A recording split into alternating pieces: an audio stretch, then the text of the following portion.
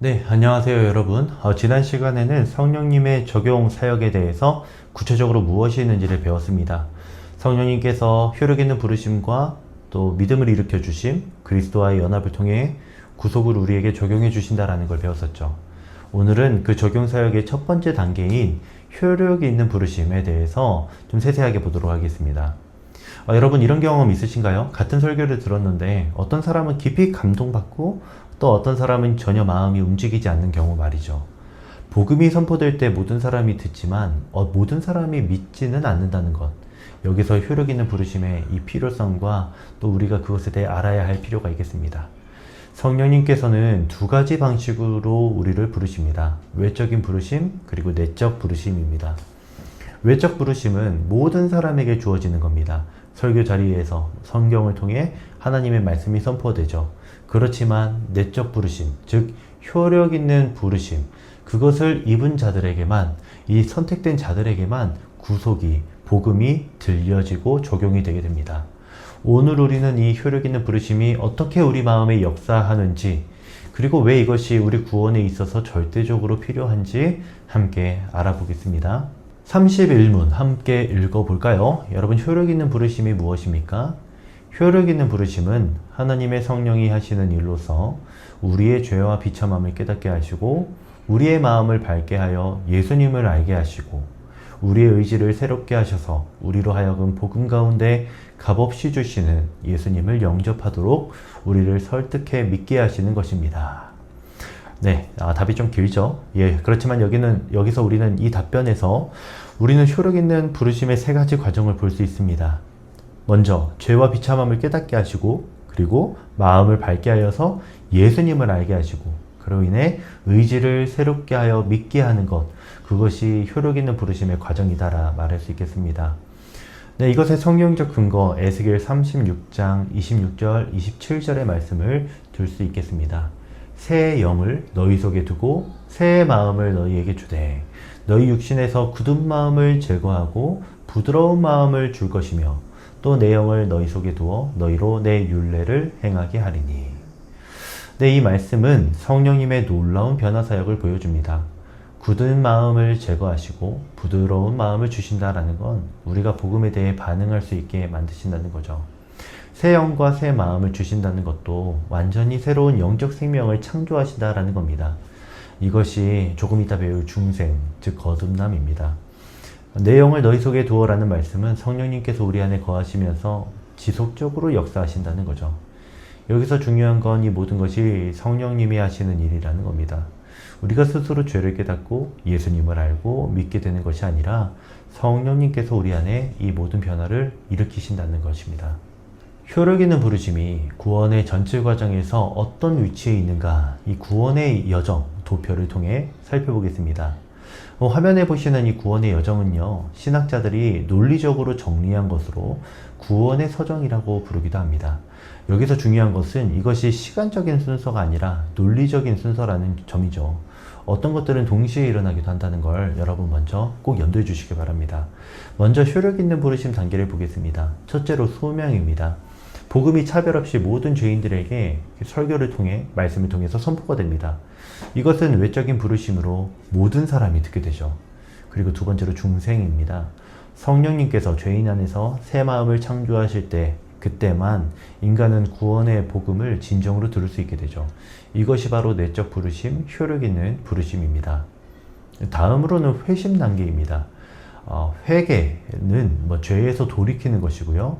신앙이라고 하는 것은 죄에서 돌이킨 다음 그리스도를 향해 발걸음을 나아가는 겁니다. 여러분, 이 둘은요, 동전의 양면과 같아서 동시에 일어나게 됩니다. 중생과 회심 이후에는요, 이 생에서 누리는 유익들이 우리에게 주어집니다.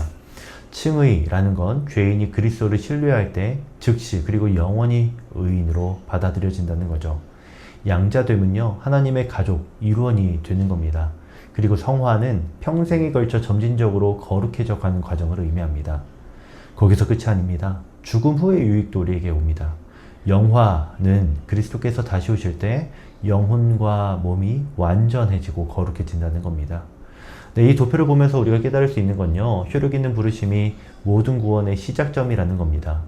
성령님께서 우리를 효력 있게 부르시지 않으시면 그 어떤 구원의 유익도 경험할 수 없습니다. 따라서 효력 있는 부르심은 우리 구원에 있어서 절대적으로 중요한 첫 번째 단계입니다. 효력 있는 부르심, 이것이 우리 마음에서 어떻게 일어나는지 세 가지 과정을 하나씩 살펴보도록 할게요. 첫 번째로 성령님께서 우리의 죄와 비참함을 깨닫게 하시는 겁니다.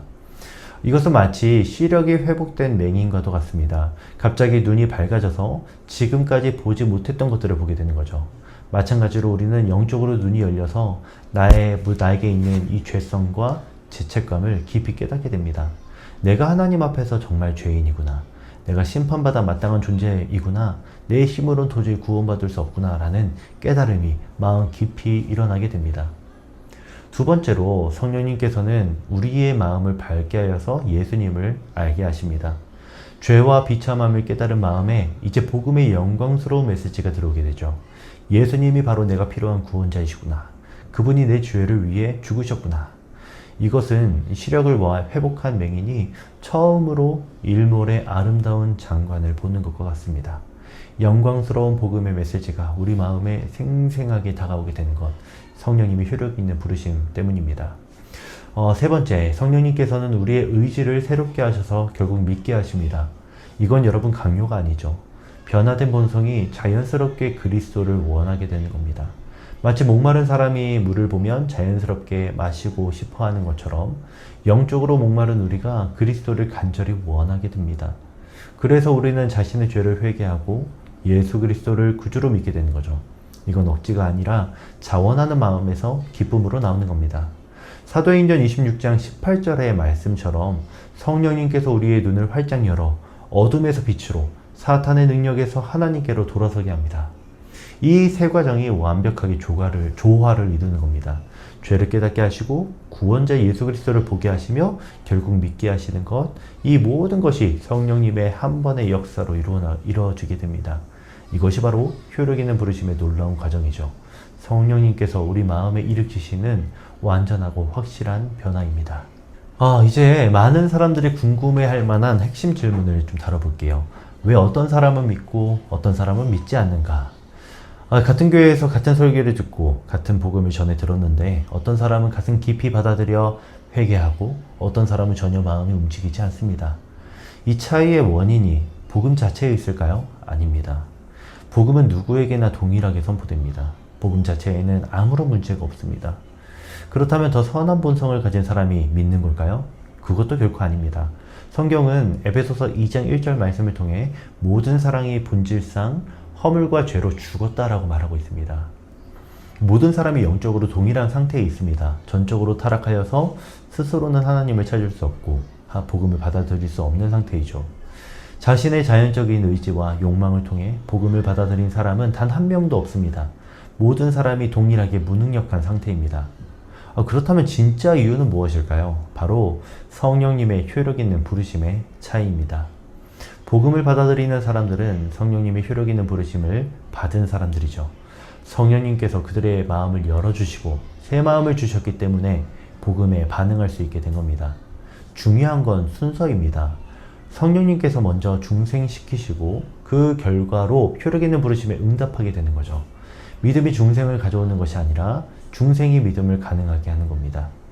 그래서 결국 이것들은 하나님의 주권적인 선택에 달려 있다는 겁니다. 하나님께서 창세전에 예정하신 자들을 때가 되면 성령님께서 효력 있게 불러주십니다. 이 진리는 우리에게 깊은 겸손을 가르쳐주죠. 우리가 믿게 된 것은 우리가 더 좋아서가 아니라, 우리가 더 잘나서가 아니라 순전히 하나님의 은혜 때문입니다. 그리고 동시에 이것은 우리에게 더 큰 감사를 가져다 줍니다. 우리가 구원받은 것이 우연이 아니라 하나님의 영원한 사랑과 계획 때문이라는 걸 알 수 있기 때문입니다. 여러분, 겸손과 감사로 이 교리를 기쁨으로 받으시면 좋겠습니다. 그렇다면 이 하나님의 주권적 선택을 아는 우리는 전도와 기도에 대해서 어떤 자세를 가져야 할까요? 여러분, 첫째로 복음 선포는 여전히 절대적으로 필요합니다. 하나님께서는 복음의 선포를 통해 죄인을 구원으로 이끌어 가시죠. 사도 바울은 이렇게 말했습니다. 하나님께서 전도에 미련한 것으로 믿는 자들을 구원하시기를 기뻐하셨도다. 예수님께서 교회에게 만민에게 복음을 전파하라고 하신 이유가 바로 이것 때문입니다. 여러분, 마태복음 28장에 있는 이 지상명령은 여전히 유효한 겁니다. 보편적으로 인간이 구원받을 수 있는 유일한 길은 선포된 복음을 듣는 겁니다. 로마서 10장처럼 믿지 않은 일을 어찌 부르리요? 듣지도 못하는 일을 어찌 믿게 하리요? 라고 하는 것이죠. 따라서 우리는 복음을 분명히 전할 수 있는 실력을 갖춰야 합니다. 소요리 문답을 공부한 여러분, 그리고 학생들은요, 충분히 그것을 할 수 있을 거라 믿습니다. 또한 삶으로 복음의 의미를 보여줄 수 있기를 바랍니다. 둘째, 성령님의 역사를 위한 기도가 절대적으로 필요합니다. 우리는 성령 하나님께서 우리의 복음 전파를 통해 사랑하는 사람들을 중생시켜 주시도록 간구해야 합니다. 효력 있는 부르심은 오직 성령님만이 하실 수 있는 일이기 때문입니다. 복음 전도와 성령님을 위한 기도는 분리될 수 없습니다. 복음을 전하되 성령님의 역사를 의지하고 기도하되 복음 전파의 사명을 잊지 않아야 합니다. 놀라운 것은 하나님께서 우리의 전도와 기도를 사용하신다는 겁니다. 성부 하나님께서 창세전부터 계획하신 그 사람을 성령님께서 우리의 복음 전파와 기도를 통해 구원해 주신다는 거죠. 사랑하는 가족과 친구, 동료가 있다면 여러분 그들에게 복음을 전하십시오. 그리고 성령님께서 그들의 마음을 여시도록 간절히 기도하십시오. 우리는 확신을 가지고 전도할 수 있습니다. 하나님께서 예정하신 자들은 반드시 부르심을 받을 것이기 때문입니다. 우리는 그 놀라운 구원 역사의 도구로 쓰임받는 특권을 누리는 거죠. 결국 구원은 하나님의 일이지만 하나님께서는 우리를 그 일에 동참시켜 주십니다. 이것이 얼마나 감사하고 영광스러운 일입니까? 이제 오늘 배운 내용을 요약하고 정리하고 마무리하겠습니다. 오늘 우리는 효력 있는 부르심이 무엇인지 배웠습니다. 성령님께서 우리의 죄를 깨닫게 하셔서 예수님을 알게 하시며 믿게 하시는 놀라운 역사입니다. 이것은 효력 있는 부르심입니다. 외적인 부르심과 달리 반드시 그 목적을 달성하는 부르심. 성령님께서 부르시면 우리는 반드시 응답하게 되어 있습니다. 구원의 여정을 통해 우리가 확인했던 것처럼요. 우리의 구원은 처음부터 끝까지 하나님의 은혜입니다. 우리가 믿게 된 것, 회개하게 된 것 모두 성령님의 효력 있는 부르심 때문입니다. 그래서 우리는 이 진리 앞에서 깊은 겸손을 가져야 합니다. 우리가 다른 사람보다 나아서 구원받은 것이 아니라 순전히 하나님의 은혜 때문이기 때문이죠. 동시에 더 큰 감사를 우리가 누리며 고백해야 하겠습니다. 그래서 우리는 여러분 어떻게 살아야 하겠습니까? 성령님께 의존하는 전도해야 합니다. 복음을 담대히 전하되 성령님의 역사를 의지하며 우리의 말씀 시간인 성령님의 능력이 사람을 변화시킨다는 기억하며 복음을 전해야 하겠습니다. 그리고 우리를 통해 일하여 주시기를 바라며 성령님께 간절히 기도해야 하겠습니다. 효력 있는 부르심은 오직 성령님만이 하실 수 있는 일이기 때문입니다. 네, 다음 시간에는요, 소요리 문답 32문, 33문을 통해서 회개와 신앙에 대해서 배우게 됩니다. 효력 있는 부르심을 받은 우리가 어떻게 회개하고 믿게 되는지 자세히 보도록 하겠습니다. 효력 있는 부르심을 받아 하나님의 자녀가 된 우리 모두에게 성령님의 은혜와 평강이 함께하기를 바랍니다. 감사합니다.